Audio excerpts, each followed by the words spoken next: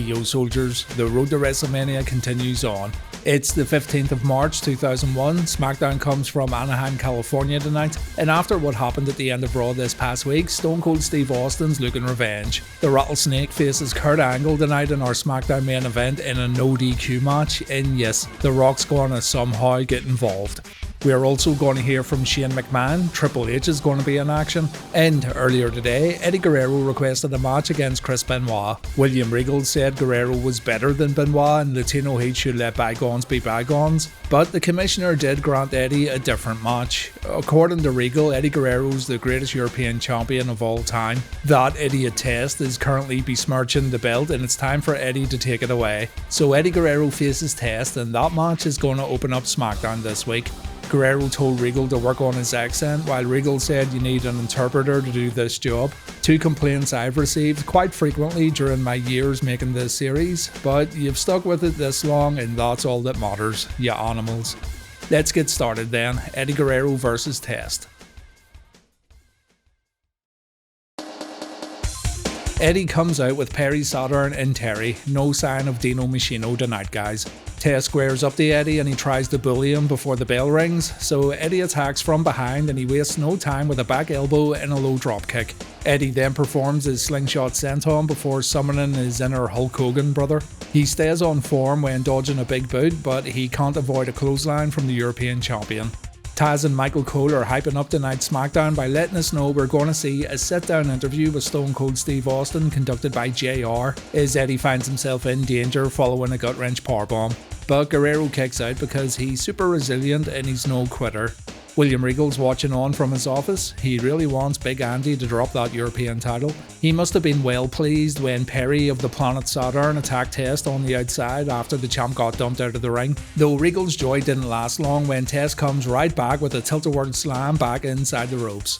Perry grabs the European belt and he looks to get in a sneak attack. Test dodges it and he brings Saturn into the ring. This gives Eddie the opportunity to pick the belt up and he lines Test up, but then Chris Jericho appears and he snaps Eddie's neck over the top rope. This allows Test to score the pin and the win following a big boot. So Jericho is once again messed around with the new WWF commissioner, and Jericho's essentially kept the European title around Test's waist. The Undertaker's sitting backstage on his tricycle and he's not doing a whole lot. He gets approached by his wee bro Kane and the Big Red Machine wonders what the Undertaker's doing. The Undertaker says he's waiting. Kane wonders exactly what his brother's waiting for. Undertaker says he's waiting for GTA 6 to release and Kane says, haha, good fucking luck mate. Taker also says he's waiting around for Triple H to arrive, and Kane says there's other ways to deal with Mr. Hunter Hearst Helmsley. Taker's shocked that Kane's now acting like the voice of reason, but he tells his little brother to beat it. Undertaker's going to deal with this little problem all on his own. We then cut over to JR and Stone Cold. This is an interview recorded earlier today, and Ross wants to know what this upcoming WrestleMania main event means to Stone Cold. Austin's very cut and dry when he says he won the Rumble, The Rock just so happens to be the champ. And at WrestleMania, Austin will either win the championship or he'll get his ass kicked. It really is that simple. You can wrap up the interview right now, JR, nothing else really matters. JR rephrases his question by asking what the Mania main event means to Steve Austin personally, and Stone Cold says it's effectively his return to WrestleMania. This year's show's also in Texas, so it means a bit more to Steve Austin. According to JR, the critics are saying Austin's a bit obsessed with becoming WWF champion, and Austin says if you're not in this company to be champion, then you shouldn't be here. Tell that to Hardcore Holly, who lives, breathes, and dies by the hardcore title, mate. The touchy subject of Debra comes up next, and Austin says Vince McMahon made Debra The Rock's manager because he's a sorry son of a bitch. Stone Cold's kicked McMahon's ass so many times that Vince has to do stuff like this in order to get back at him. Stone Cold isn't happy about it, he knows Vince is screwing with him, and the only reason Rock took a stunner on Raw was because Debra got put in jeopardy. Austin warned Rock what would happen if Debra got hurt, so The Rock had to go down at the end of Raw. Tonight, Austin gets his hands on Angle. Angle put Debra in the ankle lock and Stone Cold says this won't be a wrestling match. It's going to be a no DQ fight and Angle's going to regret putting his hands on Austin's wife. The Rock's scheduled to be here tonight. Austin says he's not buddies with The Rock, but he does respect him. He respects him enough to give him some advice for tonight's main event.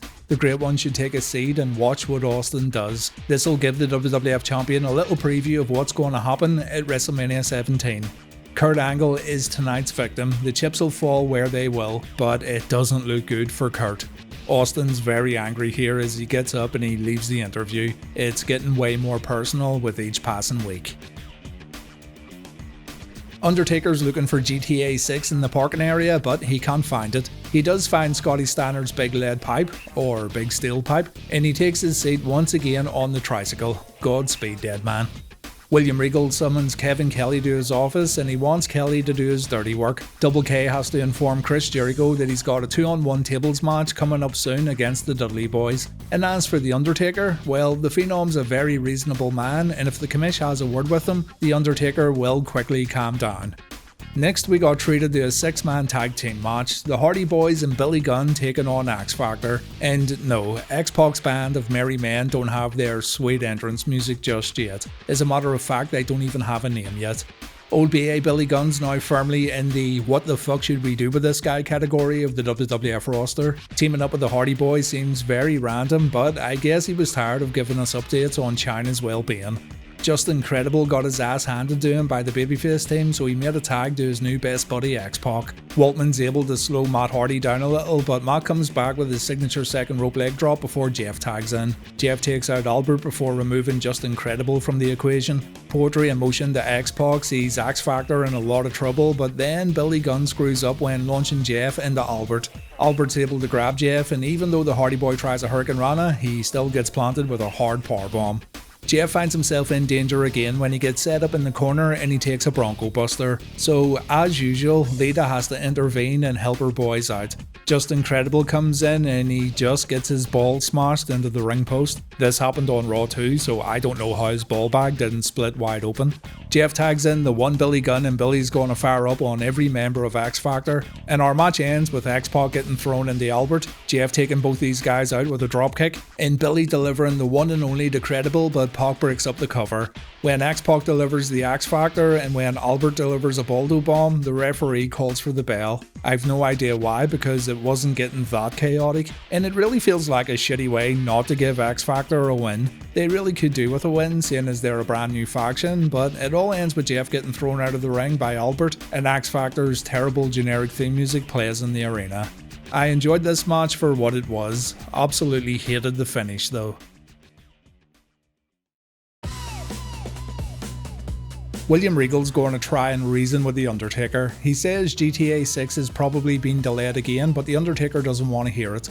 In regards to Triple H, Regal says that the dead man should come to his office and have a chat. If Taker refuses, Regal might have to do something he doesn't want to do. And Taker says if Regal doesn't fuck off, then the dead man will do something he does want to do. After a commercial break, Triple H's limo pulls up to the arena and he notices Taker's bike. He's just about to damage it, but The Undertaker appears and Hunter gets back in the limo. The American Badass wants Triple H to come out and play. Hunter calls him an idiot and the game's in absolutely no rush to get out of his limo. So Taker grabs his pipe and he smashes the window. What a level-headed thing to do. Triple H and Stephanie get out at the other side and we get a short game of tag. Undertaker can't get to Triple H, and look at this, the cops conveniently show up right on cue. When does that ever happen except in pro wrestling? No idea how they saw what The Undertaker did, so I presume someone called them and they showed up in like 20 seconds. But the dead man gets scooped and he can wait for GTA to release behind bars. Triple H gets in a cheap shot here and the cops think this is a-okay, though Stephanie reminds Hunter that he might have a problem now. Triple H is going to have to think about what The Undertaker's going to do to him when he gets released from the big house. We go back to Regal's office and it was William who called the police. He explains the cops were called because the Phenom threatened the commissioner, and I guess that explains that little mystery. Silly me.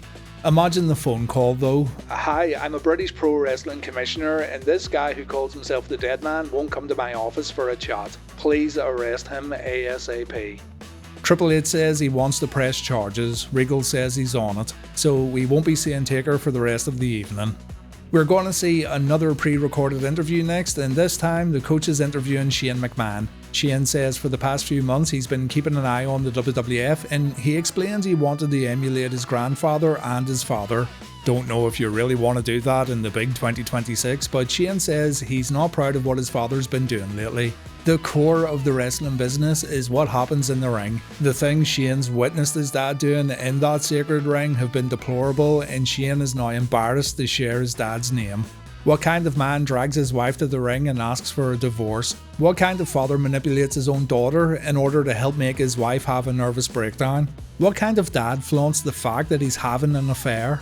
Shane blames himself. He should have done something about this a long time ago, and he should have stood up for what he believed in. But he came to Raw this Monday and he got angry. He looked at Daddy McMahon, he started shaking, and before he knew it, he had no idea what happened.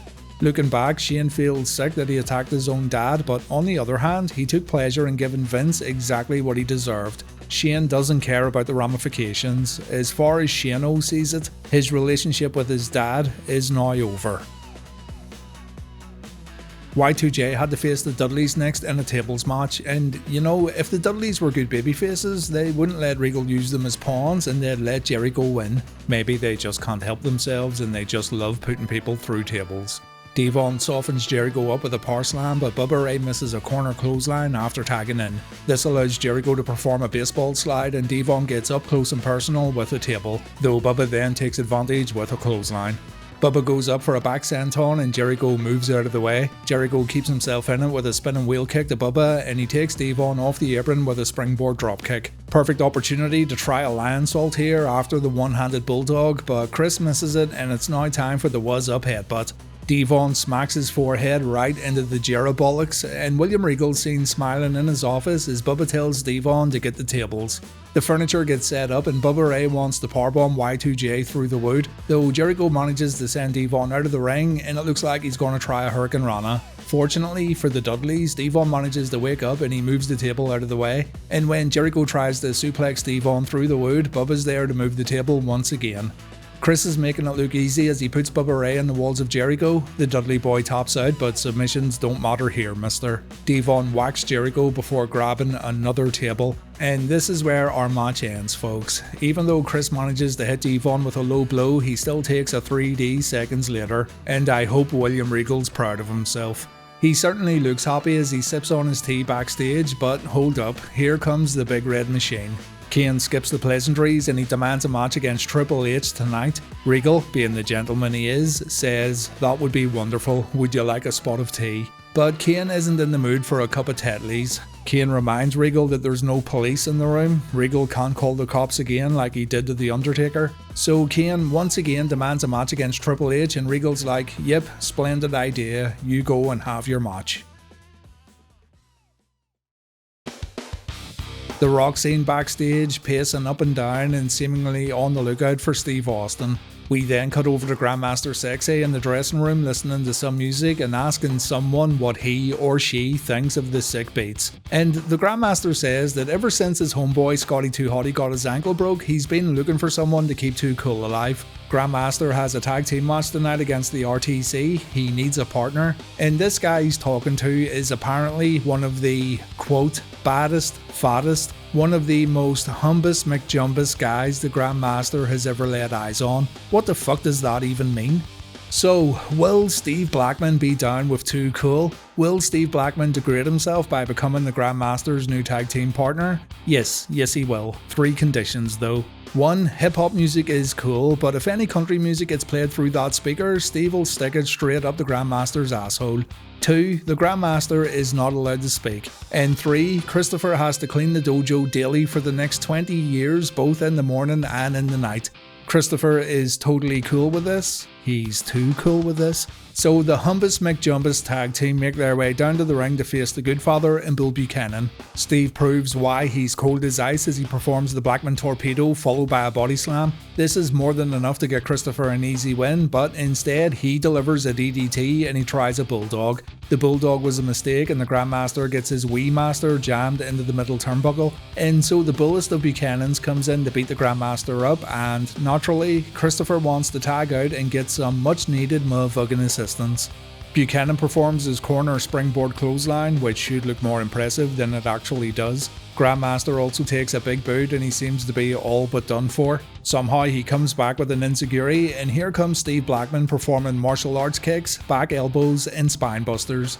It takes both members of the RTC to gang up on Blackman to even get a chance of surviving this onslaught, and when Steven Richards notices his guys are in deep trouble, he grabs a chair and he heads to the ring. For some reason, Taz leaves the commentary table and he puts Richards in the Taz mission, so I guess Taz is trying to win some ultra rare Steve Blackman brownie points. Good luck, mate. Buchanan falls victim to Blackman's back suplex of doom and the RTC take a pinfall loss. Taz comes in to help the boys clear out the ring, and it's now time for Stevie to get his groove on. I mean, he loves hip hop, he got himself a new cleaner for the next 20 years, no robot monsters have invaded Earth in 4 days, so why the hell not? Look at our boy go. Who would have thought Steve Blackman could outdance Grandmaster Sexay? Granted, it sometimes looks like the Grandmaster's having a fit on his way to the ring, but my god, Steve has moves, ladies and gents. Michael Jackson has nothing on Steve Blackman. It's time for the game to face some consequences. Triple H takes on Kane in our next Raw match, but before that, Triple H greets Motorhead sitting at ringside. Lemmy and the boys are going to play Triple H down to the ring at WrestleMania 17, and I sure hope Lemmy remembers the lyrics. Kane marches down to the ring and he tries to intimidate the game by setting off a few sparklers in the ring. What's probably going to intimidate Triple H even more is throwing a ton of right hands in the corner, and that's exactly what the Big Red Machine does as we get underway. Hunter gets tossed out of the ring when he tries to fight back. Stephanie looks very concerned as her husband's head gets whacked off the ring steps. Triple H then gets punched into the front row and he now wants to run away from his opponent, but he doesn't get too far as he gets followed up the rampway. Triple H gets his head drilled into a Smackdown entrance prop, and Stephanie's now looking really worried as Kane goes for a military press. The referee has to stop Kane from throwing Hunter off the stage, and this gives the game an opportunity to fight back and take control. After another scuffle, Kane walks back down the ramp and Hunter follows with a clothesline, and when the two get to the ringside area, the Big Red Machine gets thrown into the ring steps while Triple H thinks he's now looking at an easy victory. This proves not to be the case though, as back inside the ring, the game falls victim to a military press followed by an elbow drop. Here comes Triple H with a facebreaker knee smash and a neckbreaker. Kane answers with a big boot before the Big Show starts walking down the ramp. Kane wanted to hit his flying clothesline, but he gets distracted by the Hardcore Champion, and this allows Hunter to launch him off the top rope, Ric Flair style. Big Show watches on as Hunter tries to capitalise on this opportunity, but Kane starts no-selling when the two go to the corner. The monster wants Triple H to hit him again, and Hunter happily obliges, and all this does is piss Kane off even more. Hunter gets lit up while Show continues to look on. We see a sidewalk slam from Kane followed by a power slam. Once again, Kane goes upstairs, and this time he does land his diving clothesline, but all this isn't enough to win the match, and Hunter gets one last opportunity following a running DDT. For some bizarre reason, Triple H wants to go upstairs and Kane's like, not today pal. The Big Show runs to Triple H's aid and Kane ends up smacking him off the apron, and when Triple H jumps off the top rope he falls right into a chokeslam from hell. Unfortunately, Stephanie's keeping the referee busy, and this allows Big Show to pull Kane out of the ring. A final cut knocks the Big Red Machine loopy, and he's now easy to set up for a pedigree back inside the ring. Hunter delivers his finisher, the game wins again, and after the bell, both Big Show and Triple H ensure Kane doesn't do any more damage. Kane does try to chokeslam these two cheating bastards, but he ends up taking a low blow from the game and a chokeslam from the Big Show. So it's a bad night for Kane and Taker tonight on Smackdown. We close Smackdown this week with Kurt Angle taking on Stone Cold Steve Austin, or rather Kurt Angle trying to survive against Stone Cold Steve Austin. The Rock still pacing around backstage as the two men make their entrances, and right from the get-go, Angle's pretty much done for. Stone Cold attacks before the two make it to the ring, Kurt gets knocked into the audience, and we get the usual brawling within the crowd before we get back to the ringside area. Stone Cold continues to beat the life out of his opponent before the two finally step inside the ring, and Kurt's now hung up in the Tree of Woe and Austin isn't letting up. Not exactly sure why Commissioner Regal, as a heel, would book this match, seeing his Angle's in a lot of danger right now, and things look even worse as Stone Cold grabs the ring bell. Austin's looking to do even more damage to Kurt and Angle tries to hightail it, so Austin leaves the bell in the ring and he follows him up the ramp. Angle lured Austin in wonderfully here and Stone Cold takes a clothesline. Integrity be damned tonight as Kurt tries his best to soften Stone Cold up a bit as the two fight at the ringside area. Unfortunately, Angle gets dropped on the guardrail and Stone Cold immediately goes back in control, and Austin grabs a steel chair as we head back inside the ring. A Stone Cold spinebuster gets followed up with Angle getting his knee totally mangled. Austin delivers a ton of chair shots here, and this really should be the end of the match. We get a nice callback to 1996 when Austin tries to Pillmanize Kurt, and we all know how much damage this can do. So Kurt rolls out of the ring and he gets himself to safety while grabbing that ring bell from earlier on. When Austin goes to retrieve Kurt, he takes a shot right to the head. And with both men now in a bad spot, The Rock walks down the ramp and we don't know what Rock's gonna do. He ends up throwing Kurt Angle back inside the ring, and the commentators believe Rock's screwing Austin over by giving Angle the opportunity to pin him. But Austin kicks out as Rock puts a headset on.